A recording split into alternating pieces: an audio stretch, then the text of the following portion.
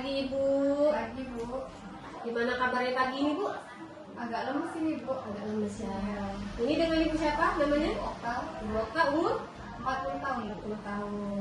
Tadi ke dokter dengan keluhan apa Ibu? Tadi itu cek gulanya tuh agak tinggi. Berapa ya tadi ya? 325 ya? Harus betul ya, lumayan tinggi Bu ya. Bu izin Bu ya, ini saya perawat Lili. Jadi pagi ini saya mau memberi edukasi mengenai pengobatan herbal ya. Ibu pernah nggak selama ini minum obat herbal Bu? Pernah sih tapi kadang-kadang aja tuh ya. Kadang-kadang ya. Biasanya beli di mana? Beli sama teman Bu. Jadi kita izin sebentar Bu ya, minta waktu Ibu mungkin sekitar 5 menit memberi edukasi mengenai obat herbal. Jadi Bu, pada pengertiannya obat herbal itu adalah obat yang alami Bu ya, kayak kita tahu tuh kunyit, serai, jahe ya. Nah itu biasanya digunakan untuk pengobatan atau juga untuk menjaga stamina. Tapi karena sudah zaman modern ini, sekarang obatnya sudah dikemas atau diproduksi dalam bentuk obat yang bercampur kimia, misalnya kayak bentuk kapsul atau teh atau serbuk ya. Ibu biasanya kalau beli obat herbal itu bentuk apa Bu? Bentuk kapsul. Kapsul itu Bu ya, oh gitu. Belinya sama temen Bu ya. Jadi obat herbal itu juga ada yang legal sampai yang ilegal. Nah, ada ciri-cirinya Bu, yang ilegal itu Bu seperti apa? Jadi kalau yang ilegal itu biasanya satu, dia tidak punya BPOM Bu, nggak ada di kemasannya, tidak tertulis nomor BPOM-nya ya, itu patut diwaspadai. Nah kemudian biasanya tidak mencantumkan komposisi. Jadi di kemasan itu tidak tertulis isi obat itu apa saja, apakah ada jahe, apakah ada kunyit, itu tidak tertulis ya. Nah dikhawatirkan kalau tidak mencantumkan isi obat, takutnya isi obat itu bukan bahan alami tapi bahan-bahan yang berbahaya ya. Nah kemudian biasanya diklaim bisa menyembuhkan berbagai penyakit ya. Biasanya kalau obat-obat yang ilegal itu klaimnya berlebihan, misalnya bisa menyembuhkan DM, hipertensi, vertigo. Jadi satu obat bisa menyembuhkan semua penyakit. Nah itu biasanya sudah kita takutkan sebagai obat yang ilegal. Nah kemudian ciri-cirinya dijual secara daring. Nah biasanya juga kalau obat-obat yang dijual online itu patut kita curigai ya, takutnya itu adalah obat yang ilegal. Nah kemudian ini ciri-ciri kalau obat yang ilegal yang dijual secara online, ini sama kayak tadi sebenarnya ya, tidak punya BPOM, terus kemasannya tidak berapa, tidak terlalu terlalu berlebihan, terlalu berlebihan tadi kan, yang bisa menyembuhkan berbagai penyakit ya. Kemudian tidak ada nama produsen, nah maksudnya itu di kemasannya tidak tertulis PT apa ya, tidak jelas ya. Kemudian bentuk, warna dan rasa obat yang mencurigakan. Nah, biasanya juga bentuk obatnya terlalu warna-warni Bu, misalnya warna biru, warna orange.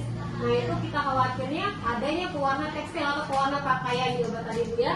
Kemudian biasanya dikemas secara tidak profesional. Kemasannya itu misalnya bening, kayak misalnya cuma bungkus kantong atau botol-botol yang bening tanpa ada tulisan ya Bu. Nah itu juga patut dikhawatirkan ya.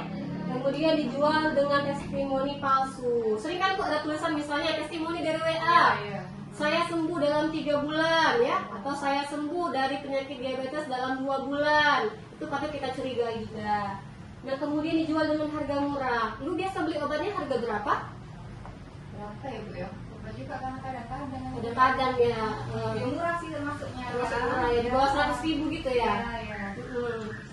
Nah kalau sudah murah seperti itu kan kita patut curiga juga ya Bu. Kok bisa obat murah tadi bisa menyembuhkan berbagai penyakit ya, itu juga patut diwaspadai.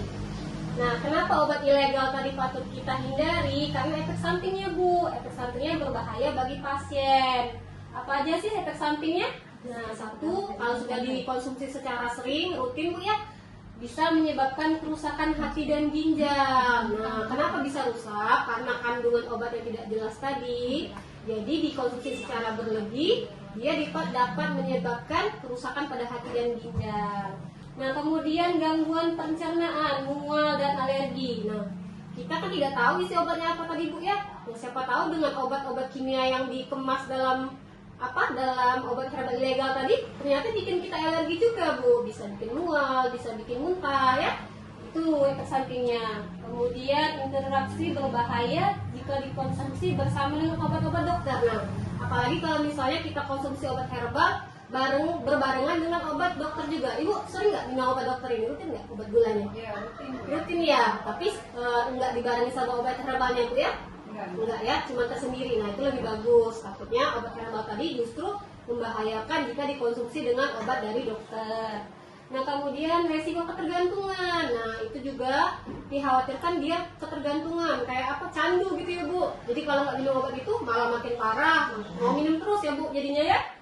Nah itu salah satu, itu beberapa efek samping dari obat herbal yang ilegal.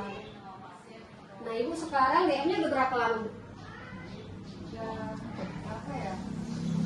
Setahun ini lah ya. Setahun ini ya, mungkin karena jarang cek Bu ya, jadi ada tahun cuma 1 tahun ini ya. Jadi pada kesimpulannya sebenarnya obat herbal itu boleh dikonsumsi Bu, tapi harus dengan kehati-hatian. Kita harus cek apa tadi Bu? BPOM-nya, izin edarnya, PT-nya, komposisinya, kemasannya, dan kalau bila perlu Ibu bisa konsultasikan ke tenaga kesehatan seperti dokter. Obatnya boleh dibawa ke sini, kita cek ya, apakah obat tadi bagus, apakah sudah legal ya Bu. Nah itu seperti saja. Mungkin sampai sini ada yang mau ditanyakan Ibu. Jadi yang tadi paling milik teman itu kurang ini ya, ilegal mungkin ya itu ya. Nah itu kalau misalnya Ibu kurang yakin, misalnya BPOM-nya tidak ada, kemasannya mencurigakan, Ibu masih ragu, boleh Ibu bawa ke sini, nanti kita cek, bisa tanyakan sama dokter atau apotekernya ya. Ya Bu, sampai sini ada lagi? Sudah itu aja. Itu aja. Terima kasih Bu atas waktunya, maaf mengganggu, semoga cepat sembuh. Terima kasih juga itu ya. Ya.